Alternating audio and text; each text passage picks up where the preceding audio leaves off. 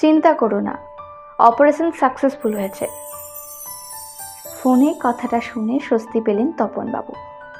খুব টেনশনে ছিলেন, হার্টের ব্যাপার। তাছাড়া এশিয়াতে এই ধরনের অপারেশন প্রথম হলো। এর আগে অবশ্য আমেরিকাতে কয়েকবার হয়েছিল।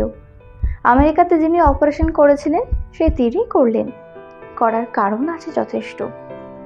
অপারেশনের কথায় তপেনবাবুর মনে পড়ে যায় মেয়ে হওয়ার দিনের কথাটা।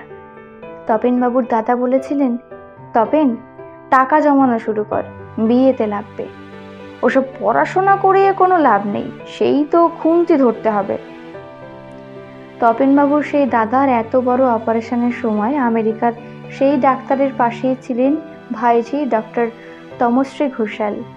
সেই ডাক্তারের পছন্দের স্টুডেন্ট তমশ্রী, তপেনবাবুর মেয়ে, তার সেই মেয়ে।